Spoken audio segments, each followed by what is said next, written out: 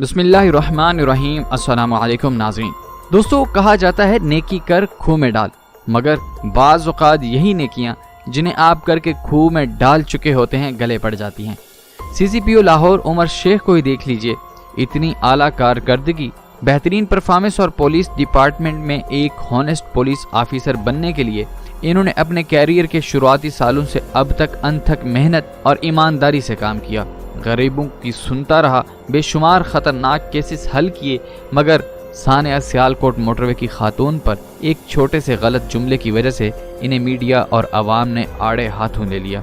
यहाँ तक कि साबिका हुकूमती नुमाइंदे जो आपकी कारकर्दगी से खूब वाकिफ़ थे, इन्होंने भी उमर शेख की तमाम कोशिशों को नज़रअंदाज करते हुए एक छोटी सी गलती पर तनकीद करना शुरू कर दी। यहाँ तक कि आपकी नौकरी खाने के चक्कर में रहे, आपकी नौकरी को सख्त तरीन करने की कोशिश में रहे और आपको इम्तिहानात में डालने की कोशिश की।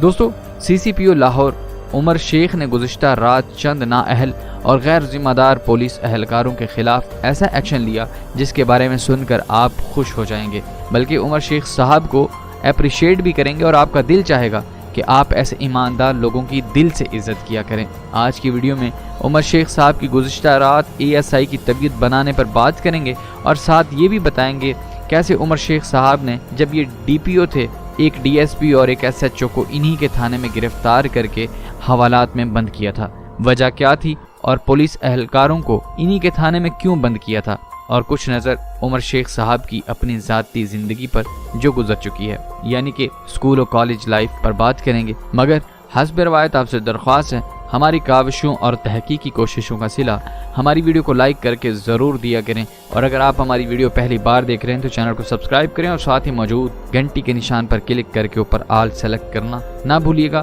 ताकि इसी तरह की मालूमाती वीडियोज़ जो हैं वो आपको वक्त पर मिल सकें।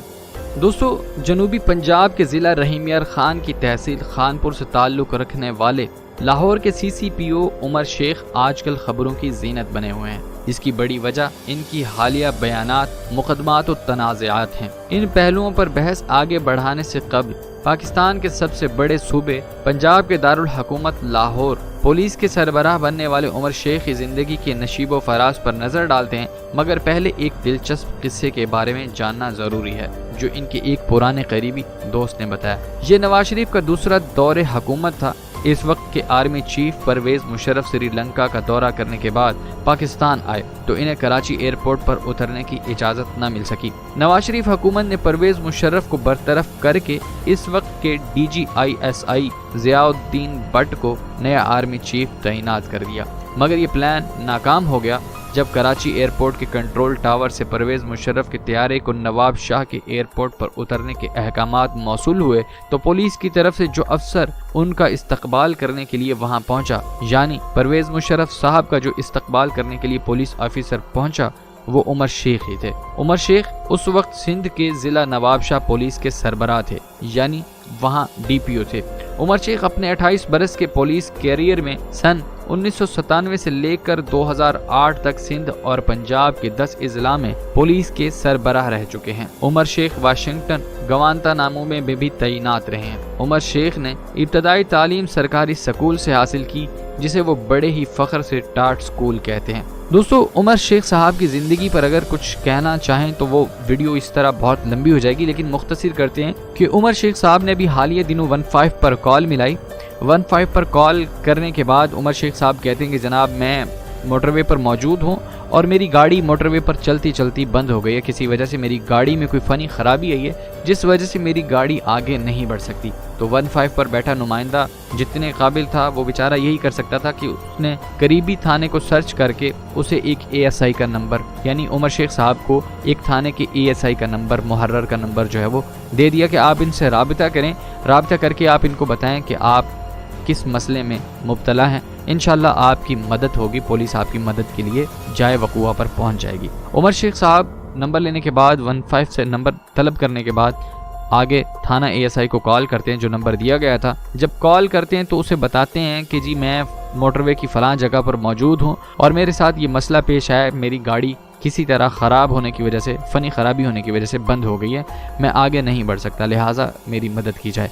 तो पुलिस अहलकार जो ASI था वो जनाब मोहतरम فرماتے ہیں کہ آپ جس علاقے میں موجود ہیں ہمیں یہ لوکیشن دیں۔ تو عمر شیخ صاحب وہ لوکیشن لے کر واٹس اپ کرتے ہیں اے ایس آئی کو۔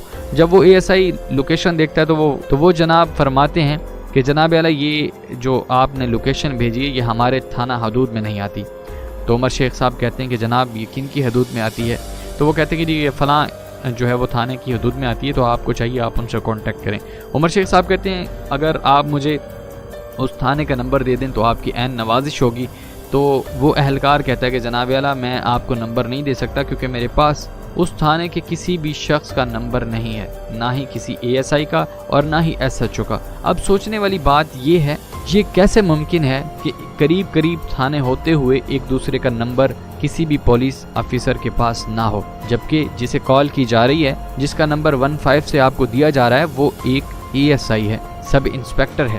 اس شخص نے یہ نہ سوچا کہ یہ موٹر وے سے کال کرنے والا شخص کتنی بڑی مشکل میں مبتلا ہوگا، مجھے اس کی مدد کرنی چاہیے۔ حالانکہ ابھی حال ہی میں چند ہی دن گزرے ہیں، شاید جسے 1 مہینہ ہونے والا ہے، یہ 1 مہینہ ہی ہونے والا ہے کہ موٹر وے پر اتنا بڑا سانحہ ہوا کہ ایک عورت کے ساتھ زیادتی ہوئی اور لوٹ مار بھی کی گئی، اور وہ بھی سارا کچھ بچوں کے سامنے۔